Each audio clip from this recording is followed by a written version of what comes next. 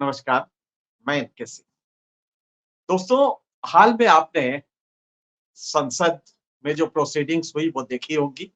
कल ही संसद खत्म हुआ, ये सत्र। और आपने गुणात्मक अंतर देखा, चुनाव के पहले की संसद हुआ करती थी और ये संसद।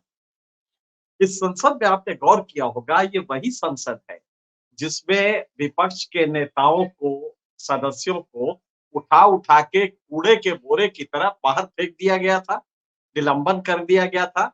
153 लोगों का निलंबन हुआ दोनों सदनों में। ये पुरानी संसद थी। लेकिन अब वो केमिस्ट्री बदल गई है, पावर इक्वेशन बदल गए हैं। अब वही हिम्मत नहीं पड़ रही है, जहाँ पे सदस्यों को कूड़े के बोरे की तरह फेंक दिया जाता था, निकाल के बाहर। और वो बेचारे महात्मा बापू के स्टैचू के नीचे रात-रात भर जाड़े में पड़े रहते थे और बिल पास हो जाते थे। अब इस संसद में ये कहा जा रहा है, पीठासीन अधिकारी ये कह रहे हैं कि भाई मेरा अपमान हो रहा है, चेयर का अपमान हो रहा है, मैं जा रहा हूं। कितना अंतर आ गया है। वो सदस्य जो जिनको फेंक दिया जाता था, उन्हीं के सदस्यों पे सभापति महोदय आरोप लगाते हैं कि भाई इस चेयर का अपमान होगा, ये मैं बर्दाश्त नहीं कर सकता, मैं उठ के जा रहा हूं, और चले जाते हैं। और दूसरा, अब इनके ऊपर अविश्वास प्रस्ताव की तैयारी हो रही है।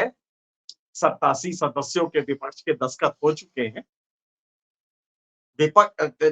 यहाँ से ये सदन से पास हो जाएगा, क्योंकि उसमें विपक्ष का बहुमत है।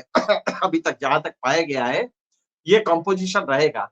3 सितंबर को अगर आप देखें तो चुनाव होने हैं राज्यसभा के। राज्यसभा के 10 सीटों के और चुनाव हो जाएंगे, और उसके बाद भी बीजेपी बहुमत में नहीं आ पाएगी।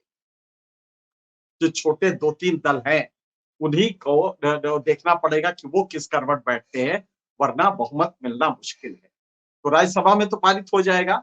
चूंकि लोकसभा में कानून ये है, भारत के संविधान के अनुच्छेद 67 के तहत, 67 के प्रोवाइजो 2 के तहत, उस परंतु कहते हैं इसको हिंदी में प्रोवाइजो को, परंतु 2 के तहत दोनों सदनों से अनुमति चाहिए। एक राज्यसभा में ही अविश्वास प्रस्ताव आ सकता है, और जब यहां से पारित हो जाएगा तो उसका अनुमोदन लोकसभा करेगा, क्योंकि उपराष्ट्रपति यानी राज्यसभा का सभापति ये दोनों सदनों के मेंबर्स द्वारा चुना जाता है। इसलिए सिर्फ राज्यसभा से नहीं होगा। तो ये ठीक है कि लोकसभा में बहुमत है, आप नहीं। लेकिन जो मैसेज जाएगा, वो जाएगा कि इस राष्ट्रपति को, इस हाउस, इस सदन को, इस सभापति में अविश्वास है, विश्वास नहीं है। तो जरा सोचिए वो क्या स्थिति बनेगी। और ये डर ही तो था ना कि कल जब वक्फ कानून आप लाए, संशोधन करने के लिए लाए, तो उसको मजबूर हो के आपको जेपीसी को भेजना पड़ा। उस जेपीसी में, जिसमें ओवैसी भी होंगे। तो आप समझ सकते हैं कि सरकार अब डिफेंसिव मोड में है। और हो भी क्यों ना। असली बात क्या है इसके पीछे? कुश्ती में दोस्तों एक दांव होती है फितले। अभी आपने देखा होगा, अमित सहरावत ने इस दांव का इस्तेमाल करके 6 अंक हासिल किए थे। एक झटके में करीब 4 सेकंड में 6 अंक मिले थे।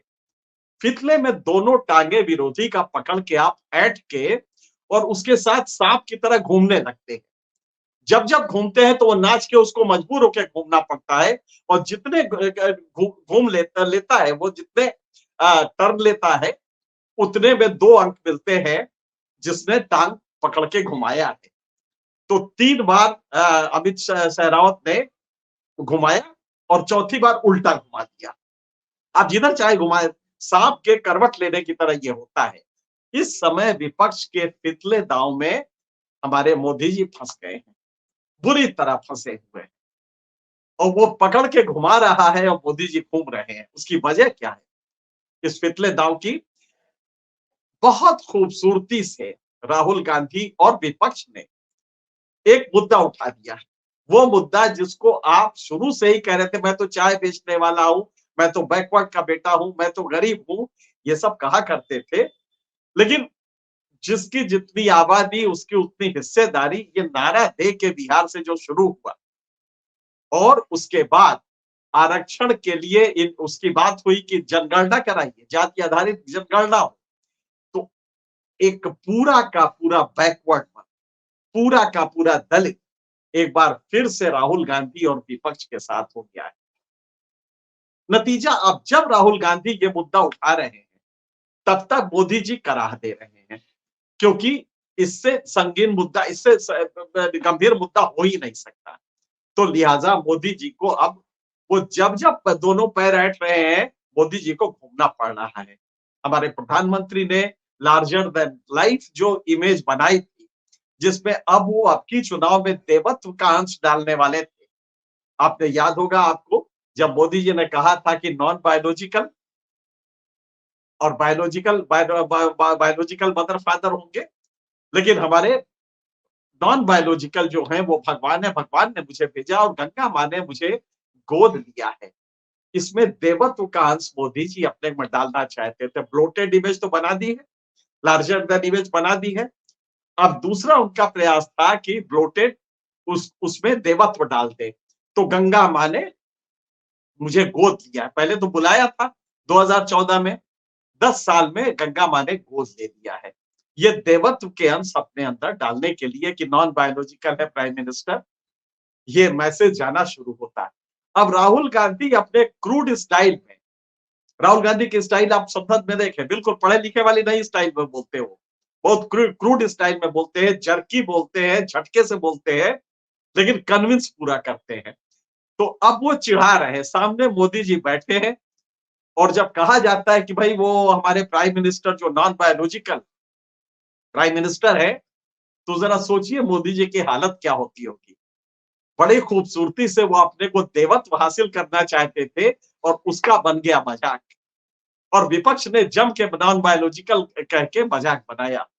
तो ये फितले दांव है जिसमें बैकवर्ड का इशू उठाते हैं विपक्ष के लोग, और मोदी जी के जो लार्जर देन लाइफ इमेज है, हर रोज उसमें थोड़ी सुई चुभा दे रहे हैं, वो पिचकता जा रहा है। ये त्रासदी है मोदी जी की, जिसकी वजह से मोदी जी के लिए अब मुश्किल हो गया है कि वो जाए तो कहां जाए। नतीजा क्या होना है? ये बात सही है कि विपक्ष ने संसद को वाकई, जो पहले की संसद थी और अब की संसद, उसमें जमीन आसमान का अंतर है। जैसे राज्यसभा में आप देखें, राज्यसभा में विपक्ष का कंपोजिशन कैसा है।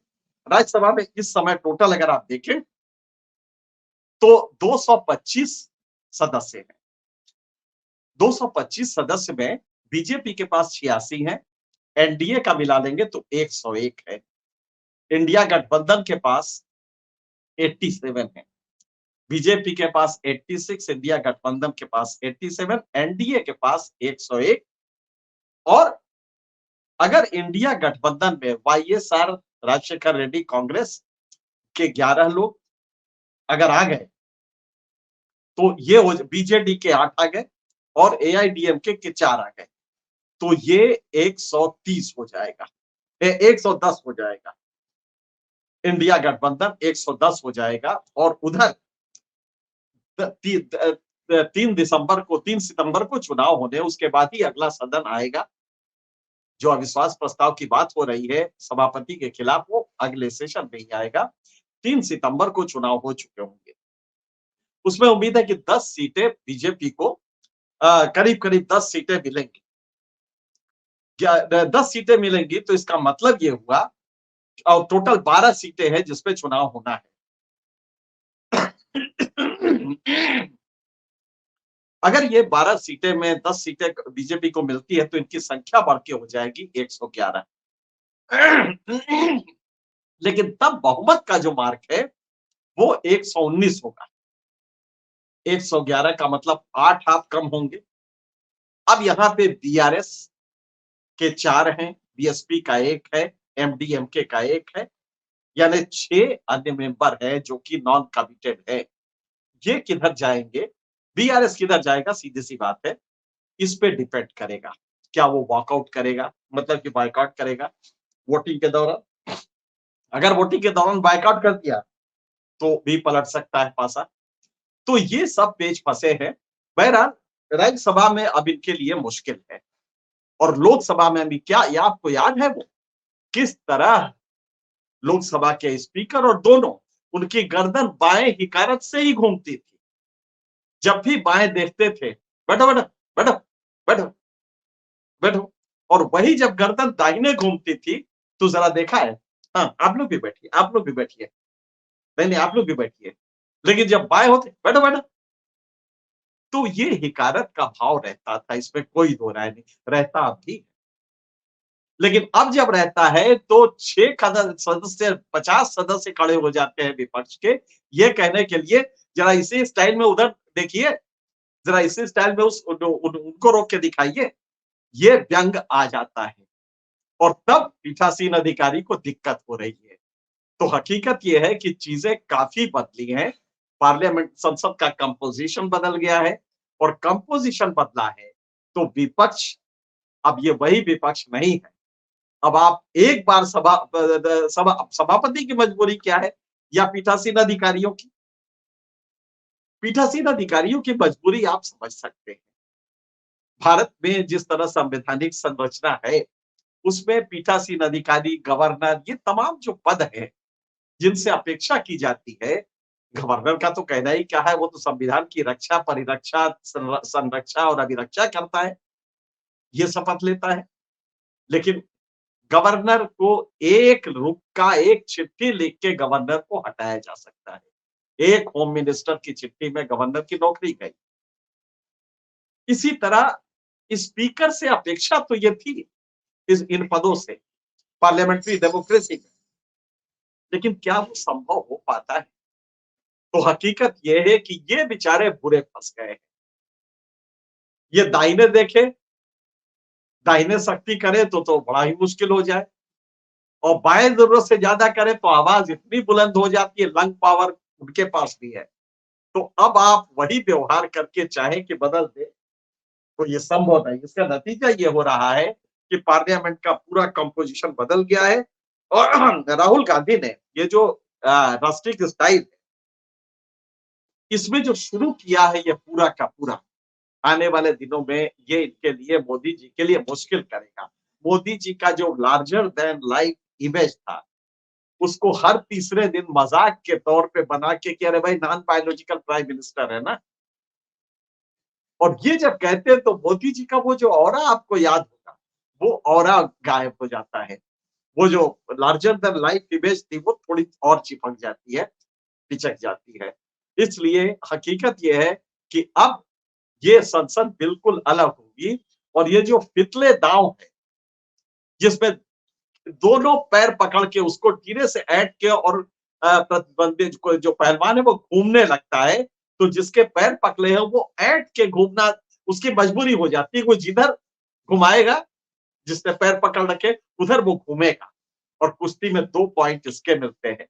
तो अब जब बैकवर्ड की बात, बैकवर्ड की जनसंख्या की बात, जनगणना की बात करते हैं, कल सरकार ने कहा कि साहब हम दलित में क्रीमी लेयर नहीं लेंगे, इसको भी विपक्ष दूसरी तरह से करेगा। तो हकीकत यह है कि दलित कॉज हो, बैकवर्ड कॉज हो, वो मोदी के हाथ से चला गया है। वो जो एक सिंबॉलिक करते थे कि मैं भी बैकवर्ड हूं और मैं भी गरीब का बच्चा हूं, चाय बेचने वाला हूं, वो सब अब चला नहीं। मोदी जी की लार्जर देन लाइफ इमेज बनी, देवत्व की अगर कोशिश करने के लिए गंगा माँ की गोद बताने लगे, लेकिन अब वो हर रोज प्रिक किया जा रहा है, हर रोज उसमें एक सुई चुभोई जा रही है, जिससे वो पिचकता जा रहा है। देखना है ये पिचक के अपने ओरिजिनल शक्ल में आएगा तो कैसा होगा। फिलहाल इस मुद्दे पे इतना ही, आगे हम अन्य मुद्दों पे आपसे बात करते रहेंगे। तब तक के लिए